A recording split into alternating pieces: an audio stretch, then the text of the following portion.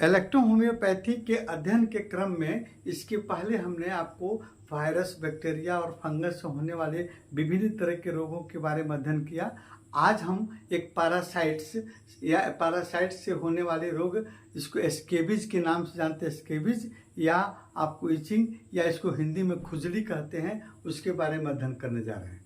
ये बरसात और जाड़े में दोनों समय होने वाला रोग होता है, कभी भी फैल सकता है। ये भी एक संक्रामक रोग है, आपको पैरासाइट्स के माध्यम से फैलता है। और आप अगर संक्रमित हैं तो आपके द्वारा कैसे फैलता है और कौन सा पैरासाइट्स इसका जिम्मेवार होता है ना, कैसे अपना जीवन चक्र आपके स्किन में वो पैदा करता है ना, जीवन चक्र अपना चलाता है और कैसे आपको इन्फेक्टेड करता है, कौन कौन सी इलेक्ट्रोहोम्योपैथिक औषधियाँ हम लोग प्रयोग करके इसको ठीक कर सकते हैं, हम देखते हैं। तो ये आप ने पहले बताया कि एक संक्रामक रोग है, संक्रमण द्वारा फैलने वाला रोग है। और कौन सा पैरासाइट्स, आपको सार्कोपेटस पैरासाइट्स से ये फैलने वाला रोग होता है। अब सार्कोपेटस पैरासाइट्स होता कैसे है, ज़रा देख लीजिए। यहाँ पर आपको सार्कोपेटस पैरासाइट्स का इसी टाइप का घून, एक आपको माइट होता है, एक बहुत छोटी आपको कीड़ा होता है, जिसको आपको हम जैसे महिलाओं के जू में बालों में जू होता है ना, ढील जिसको कहते हैं, उससे भी छोटा है ना, घून से भी छोटा आपको 8 पैरों वाला ये पैरासाइट्स होता है ना। और इसी के द्वारा अब देखिए कैसे इसको फैलाता है। ये पैरासाइट्स जो है हमारे स्किन पर अपना भोजन लेते हैं, स्किन पर रहते हैं ना, और स्किन के अंदर इसका फीमेल पैरासाइट्स जो है आपको स्किन के अंदर जाएगा और वहाँ जाकर अपना अंडा आपको देता है। और वो अंडा जो है आप मैच्योर्ड जब होता है तो आगे चलकर आपको फटता है और लार्वा के रूप में बाहर निकलता है, हमारे स्किन पर आकर आपको फैलकर और वो आपको इन्फेक्शन फैलाता है।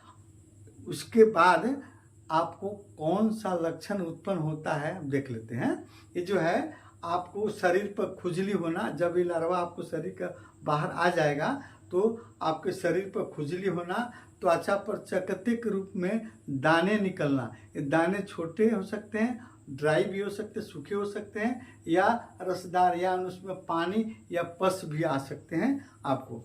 ये आपको हमारे हाथों की अंगुलियों में, कलाई पर, एल्बो पर, पैर में, जांघों पर, आपको हिप रीजन में और प्राइवेट पार्ट्स में कहीं भी आपको हो सकते हैं, है ना, ये लक्षण।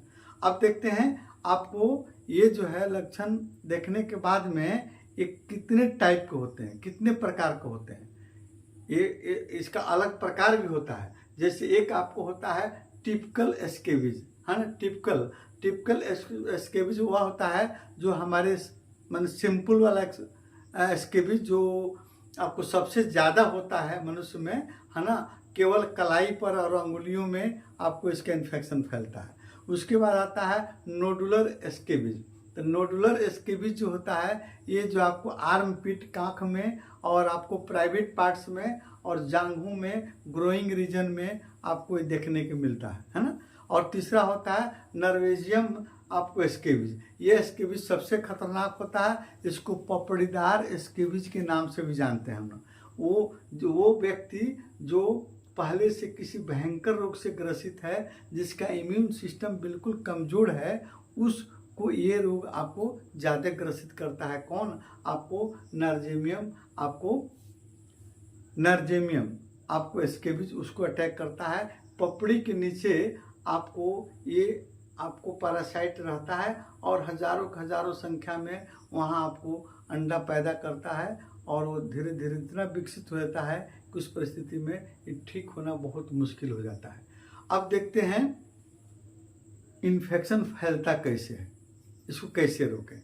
देखिए, इन्फेक्टेड पर्सन यानी जिसको स्केबीज हो गया है ना, अगर स्केबीज होने के बाद में उसके संपर्क में हम जाते हैं, उसके तौलिया, उसके हाथों से अगर हाथ मिलाते हैं, उसके स्किन से टच करते हैं, या उसका बेडशीट जिस पर वो सोता बैठता है या अन्य कपड़े का हम यूज करते हैं, तो हमें स्केबीज हो सकता है ना। या जिस कुर्सी, बेंच, टेबल पर वो बैठता है ना, अगर आप उस पर बैठते हैं तो आपको स्केबीज फैल सकता है।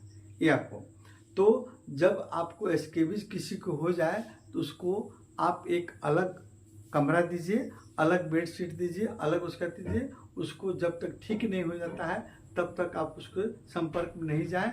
उसके कपड़ों को, बेडशीट को, तौलिए को, सबको गर्म पानी में सोडा के साथ में बढ़िया से वॉश करें, प्रेस करें, है ना। तब उसको आप यूज करने के लिए दें, है ना, ताकि जो जर्म्स हैं कपड़े पर आए हैं वो आपको डेड हो जाए, मर जाए, है ना।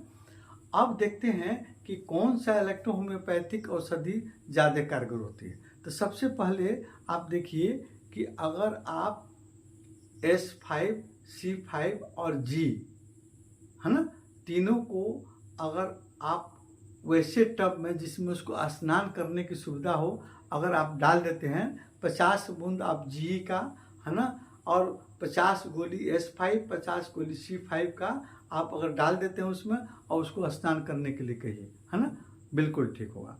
S5 का ऑइंटमेंट भी आप लगा सकते हैं, मलहम भी लगा सकते हैं। A2C5 का, A2S5 का मलहम भी आप लगा सकते हैं। 26 नंबर इंजेक्शन आप दीजिए आपको, या आपको 31 नंबर इंजेक्शन लगाइए, आपको उसकी ठीक होगा इसके बीच। या खाने के लिए S1 या S1 और C1 10th डाइल्यूशन में या 30 डाइल्यूशन में आप उसको पिलाइए 147 वाला रेशियो वाला दवा से। या S5C5 अब हरवन को भी आप दे सकते हैं 5th या 10th डाइल्यूशन में, और वो भी आपका 147 वाला रेशियो रहना चाहिए, तब खुजली पर आप कमांड कर सकते हैं।